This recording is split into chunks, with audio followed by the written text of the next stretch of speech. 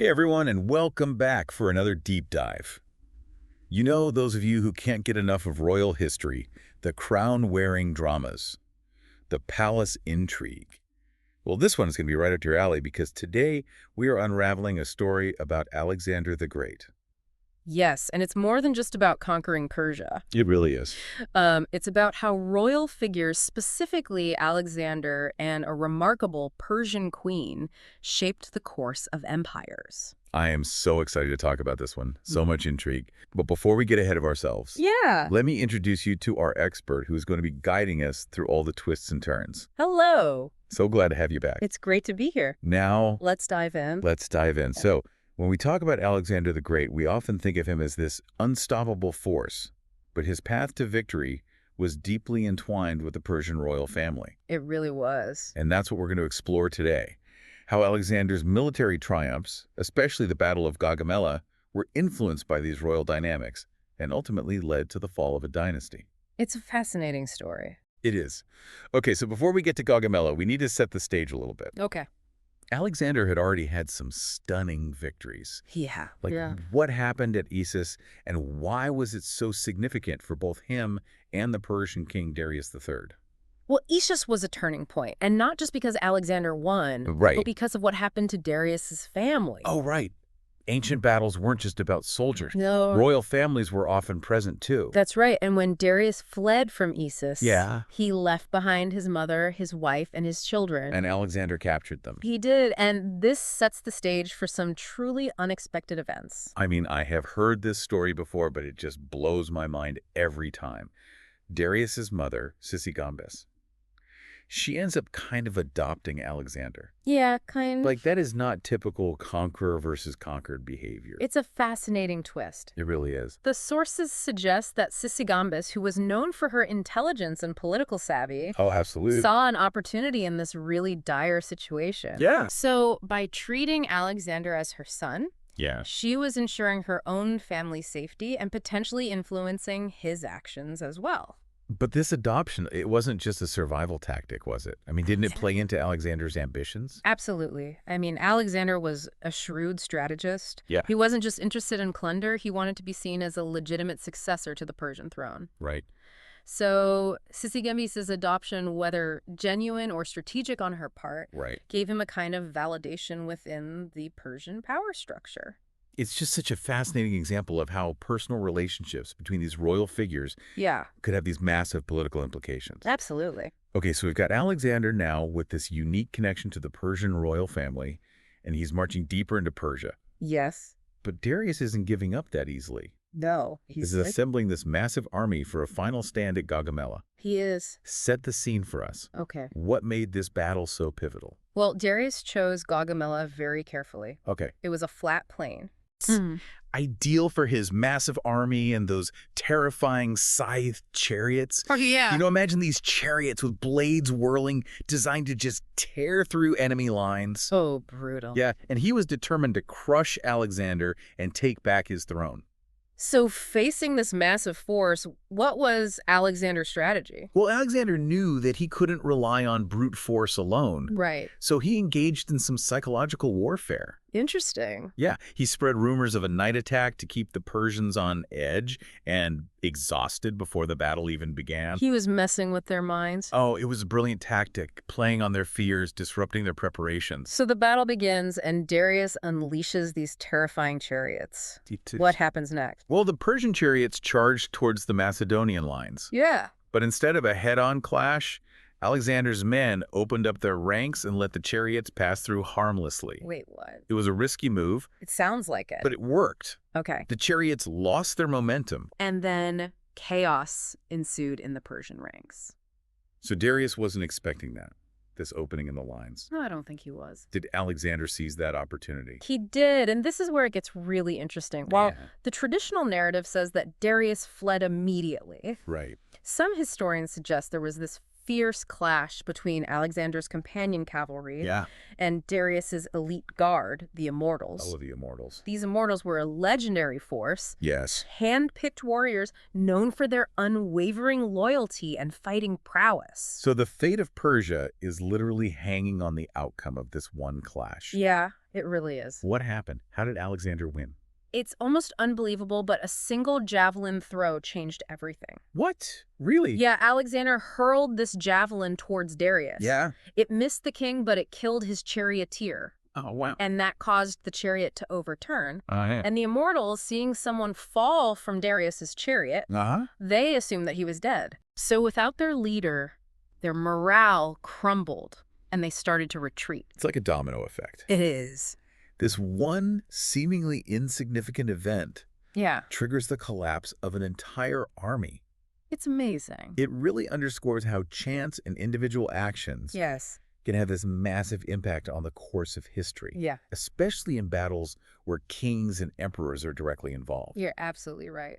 So the sight of the immortals retreating was enough to convince Darius that all was lost, It was. and he fled the battlefield, marking his second major defeat against Alexander. Yes. Okay, Gaugamela is a decisive victory for Alexander, Absolutely. but we can't forget about Darius. Right. What happens to this once mighty king after his second major defeat? Well, his story sadly takes a tragic turn. Oh. I mean, despite these two crushing defeats, Darius was still clinging to this hope that he could regroup and fight another day. Of course. But his support had dwindled. Yeah. A lot of people saw him as a liability. And his own men, exhausted and demoralized, they eventually turned on him.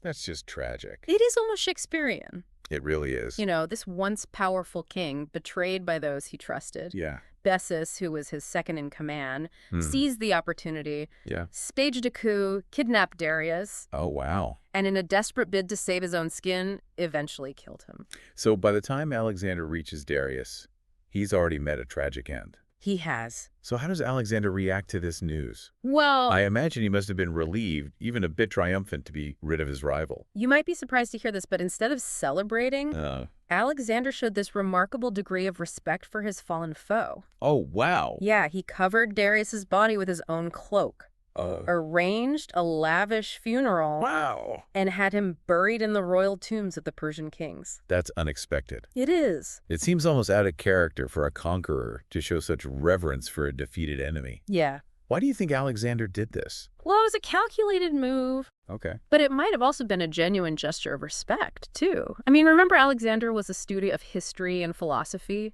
He was? He admired great leaders, even his enemies. Yeah. But, you know, beyond that, he understood the significance of Gaugamela. Yes. This wasn't just another victory. Right. This was the end of organized resistance within the Persian Empire. So by honoring Darius, he was asserting his own legitimacy as the new ruler. Exactly. It was Yeah. like he was saying, I'm not a barbarian who overthrows kings. I am the rightful heir carrying on the legacy of the Persian monarchy. Yeah.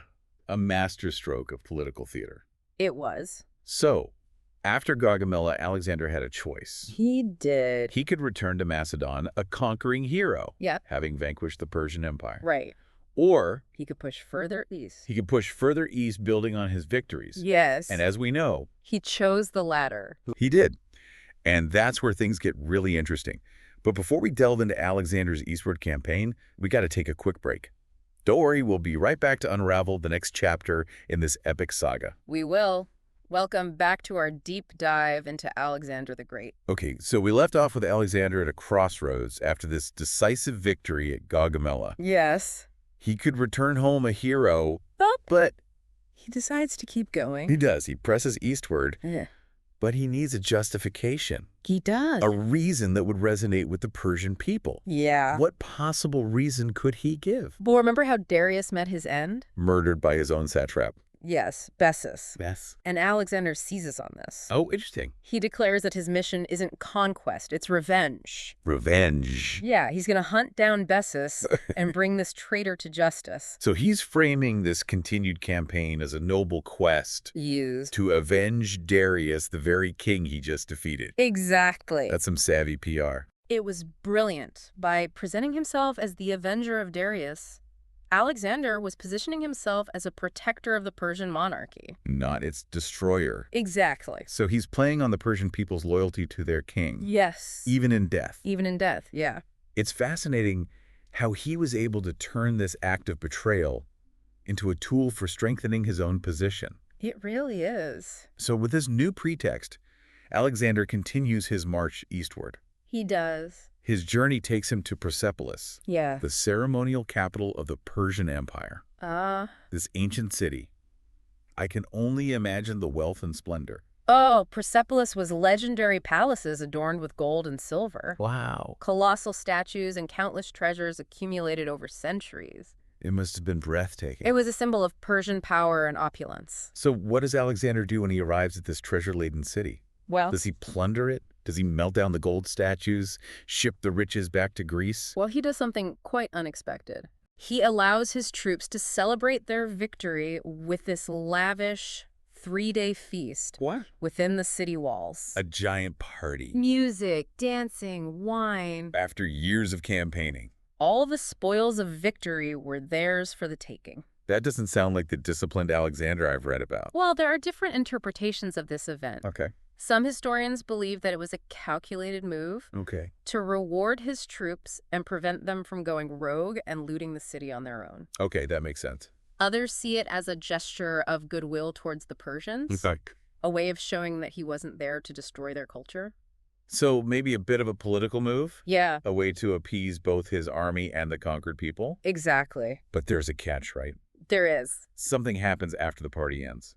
You're right. After 3 days of revelry, a fire breaks out in Persepolis. Oh, no! Engulfing the city in flames. A good old-fashioned historical mystery. And to this day, the exact cause of the fire remains a mystery. Was it an accident? Or was there something more to it? Some believe it was an unfortunate accident. Okay. Perhaps fueled by drunken revelry or carelessness. Yeah, makes sense after a 3-day party.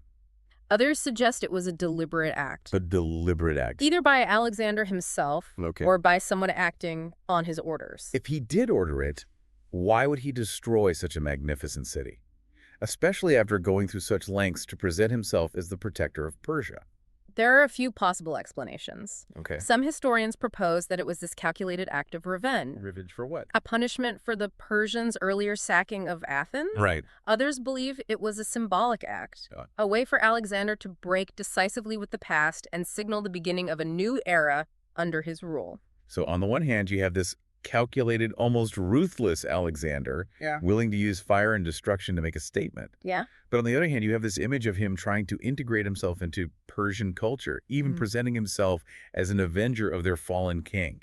Right. It's a fascinating contradiction. It is, and it makes Alexander such a compelling figure to study. It really is. He was a master strategist, a brilliant military leader. Yeah. But also this complex and enigmatic individual It's true. whose motivations are still debated by historians today. So, whether by accident or design, the burning of Persepolis became a defining moment in Alexander's conquest. It did. It symbolized the end of an era, Yes. the fall of the Persian Empire, and the rise of a new power in the East. Yes. But as we know, Alexander's journey wasn't over. It wasn't. His ambitions extended far beyond Persia. They did. Alexander's desire to conquer knew no bounds. So the campaign continues. It does. But this time, it's not just about conquering new land. No, it's not. It's about establishing a new order, Right. a new way of governing this vast and diverse empire. Yeah. How does Alexander approach this challenge? That's where we delve into one of the most fascinating aspects of Alexander's legacy. Okay, let's get into it. He realized that to rule this vast empire, he couldn't simply rely on brute force. Oh? He needed to find a way to integrate himself into the existing power structures to bridge this gap between conqueror and ruler. So it's about more than just military might. Yes, It's about cultural understanding and political maneuvering. it is. What were some of the specific steps he took to achieve this integration? That's what we'll explore next. We'll dive into how Alexander, this Macedonian king, masterfully wove himself into the fabric of Persian society, blurring the lines between conqueror and successor. I can't wait to hear more about this. It sounds like Alexander's story is about to get even more intriguing. Welcome back to our deep dive into Alexander's conquest. It's amazing how he goes from conquering Persia to integrating himself into their power structures. Yeah, it's like he was aiming to be more than just a conqueror, more like a successor. Exactly. So how did he go about doing this? Well, you see, many conquerors throughout history focus solely on military dominance. But Alexander, he understood that true power lay in cultural and political integration. You know, he realized that to effectively rule Persia, he needed to gain the acceptance and support of the Persian elite. So it wasn't enough to just win on the battlefield. No. He needed to win hearts and minds. He did. What were some of the specific steps that he took to achieve this? Well, one of his most notable strategies was the adoption of Persian customs and traditions. Oh, wow. Yeah, he started wearing Persian clothing, incorporating Persian units into his army. Wow. He even learned some of the Persian language. That's a pretty big change for a Macedonian king. It was, and it was a little risky, too. Yeah. I mean, wouldn't his own Macedonian troops feel like he was going native? There was definitely some tension and resistance from his Macedonian troops. Yeah, I bet. They saw it as a betrayal of their own culture and traditions. But Alexander, Yeah, he was playing the long game. he was. He knew that to maintain control over this vast empire, he needed to find a way to bridge that cultural divide. It sounds like he was walking a tightrope. Trying to balance the expectations of his own people with the need to appease the conquered Persians. How did he manage this delicate balancing act? Well, he used a combination of strategic brilliance Yeah. and, frankly, a bit of charm. Okay. One key tactic was encouraging intermarriage between his Macedonian officers and Persian noblewomen. The classic strategy of uniting kingdoms through marriage. Did Alexander himself set an example? He certainly did. He took 2 Persian wives, Two. Statera, the daughter of Darius III, Oh. and Roxana, the daughter of a Bactrian nobleman. That's a bold move, even for a king. Yeah. What was the significance of these marriages? Well, each marriage served a different purpose. Okay. By marrying Statera, he symbolically linked himself to the Persian royal lineage. Oh, I see. Yeah, it was a powerful message to the Persian people, demonstrating that he wasn't there to eradicate their dynasty, but to become a part of it. So he was basically saying, I'm not just a conqueror. I'm now a member of your royal family. Exactly. Very clever. It is. And what about Roxana? What purpose did that marriage serve? Well, the marriage to Roxana was more about strengthening his control over the eastern provinces of the empire. Okay. You know, her father was an influential figure in Bactria, and this union helped to secure Alexander's authority in that region. So strategic. Very much so. It's amazing how he used marriage as this tool for political unity and strategic control. It is. His integration efforts didn't stop there, did they? Not at all. He also implemented administrative reforms, appointing Persians to key government positions and maintaining much of the existing Persian administrative structure. So instead of dismantling the whole system and imposing a purely Macedonian model, Right. he adapted and incorporated elements that were already working. It did. It shows his pragmatism and his political savvy. It's a surprisingly modern approach to empire building. You're right. He understood that governing a vast and diverse empire like Persia required more than just military. It required cultural sensitivity, a willingness to adapt, and a recognition of the existing power structures. It's really remarkable how Alexander was able to shift from conqueror to something more akin to a successor in such a short time. It is. You know, integrating himself into Persian society in a way that few conquerors have ever achieved. Yeah, and this blending of cultures, this fusion of Macedonian and Persian traditions, it had this profound impact on the course of history. You know, it marked the beginning of the Hellenistic era, Right. this fascinating period of cultural exchange. Yes. And syncretism that would influence architecture, philosophy, even language for centuries to come. So in a way, Alexander's legacy extends far beyond his military conquests. Absolutely. You know, he's a catalyst for this whole new cultural landscape, one that shapes the ancient world and leaves a lasting mark on Western civilization. Precisely. And that is why Alexander's story continues to fascinate us today. It's true. It's a story of ambition, military genius, and cultural exchange. It's a reminder that history is shaped not only by these grand battles, Right. but also by the choices that individuals make, the relationships they forge, and the ways in which they choose to wield power. I think we've only scratched the surface of this epic saga. We have. But hopefully this deep dive has given you a new appreciation for Alexander the Great. I hope so. Not just as a conqueror, but as a shrewd, adaptable ruler who understood the complexities of building and maintaining an empire.